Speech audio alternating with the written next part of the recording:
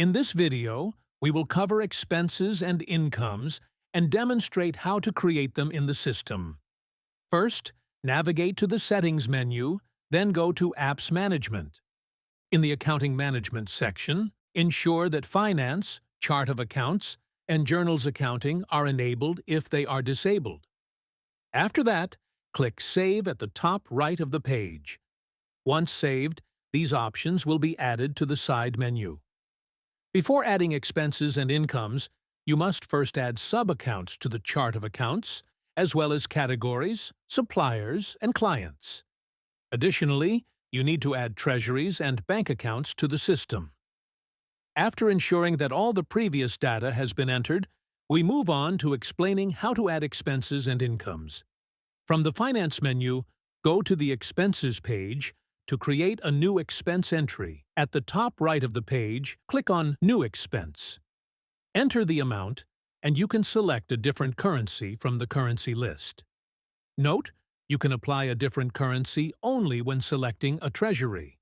However, if you choose a bank account, the option to change the currency will be disabled, as bank accounts operate in a single currency, which is set when adding the bank account to the system.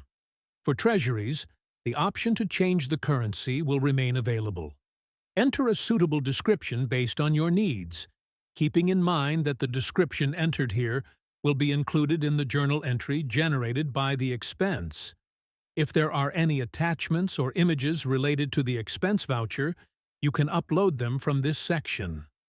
The code number is generated automatically based on sequential numbering. However, you can manually modify it if needed.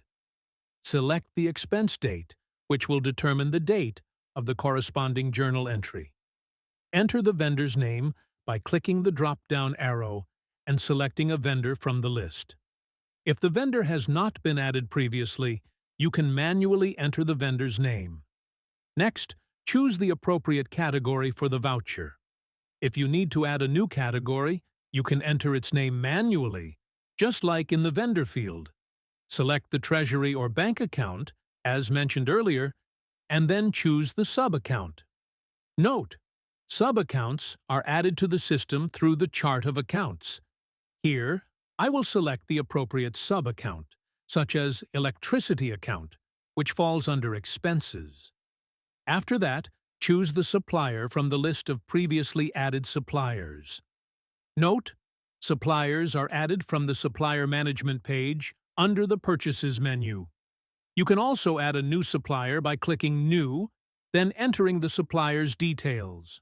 Once the supplier is selected, their information, including the tax number, will be included in the expense voucher and reflected in tax reports, if any tax is applied to the expenses amount.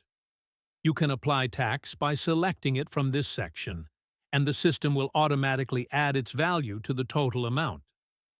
The system also allows you to create recurring expense vouchers automatically. You can specify the recurrence frequency, such as weekly, bi-weekly, or every 4 weeks. Additionally, you can set a specific end date for the recurrence based on your needs.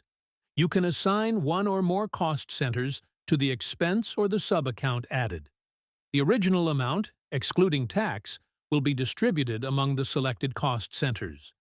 For example, if the total amount is $100 and the added tax is $15, only the $100 will be divided among the cost centers. You can add multiple cost centers and specify the percentage allocation for each one as needed. Once completed, you can issue the expense voucher by clicking Save. Alternatively, you can save it as a draft to review or modify it later. The related journal entry will not be created until the draft is reviewed and saved. In this case, I will proceed with saving the expense voucher, and the system will immediately generate the corresponding journal entry. You can view it by clicking the entry number at the top. As we can see, the journal entry has been successfully created. Here, we can see that the journal entry details have been correctly recorded, including the electricity account, and the tax paid has been calculated since this is an expense voucher. In the case of an income voucher, the tax would be listed as tax collected. Additionally, the treasury or bank account selected while adding the expense has been included, and the amount has been distributed correctly among the cost centers based on the specified percentages. You can return to the expense voucher by clicking View Source. From the Actions toolbar on the expense page, you can edit, clone, delete, or print as a voucher using a suitable print template. Here, you can review the voucher, print it, preview it as a PDF, send it via email, and access the activity log to track any modifications made to the voucher. If the voucher is set to be generated recurringly, you can check the upcoming issue dates, view the next voucher date, and see the recurrence end date. If you wish to deactivate automatic issuance, you can do so by clicking Deactivate, which will stop future automatic vouchers while keeping only the ones already issued. To view all previously created expense vouchers, go to the Expenses page under the Finance menu. From this page, you can search for specific vouchers using various filters, or sort by date, code number, amount, category, or creation date. By clicking the three dots next to each expense voucher, you can view, edit, clone, delete, or print the voucher using the appropriate template. You can also select multiple vouchers manually or use the Select All checkbox at the top to choose either all vouchers on the current page or across all pages. Once selected, you can perform bulk actions such as deleting, changing categories, printing, or generating invoices for the selected vouchers. If you have saved multiple vouchers as drafts, you can select them and approve them by clicking Issue Expenses, which will automatically generate the corresponding journal entries for them.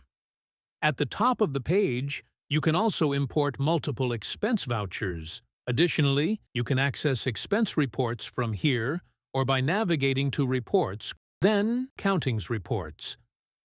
Note, if you create a new expense voucher, enter the amount and select a treasury, but do not choose a category or sub-account. The system will automatically assign the journal entry under the default Other Expenses sub-account. As we can see, the Other Expenses account has been assigned, which serves as a default account when an expense voucher is created without a selected sub-account or category.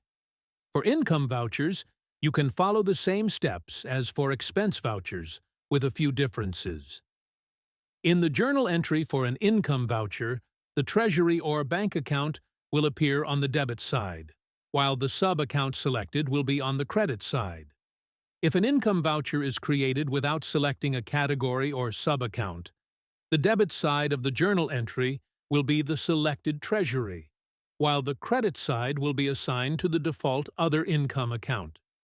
Finally, you can view income voucher reports by clicking the Reports icon at the top of the page, or navigating to Reports then Accounting Reports.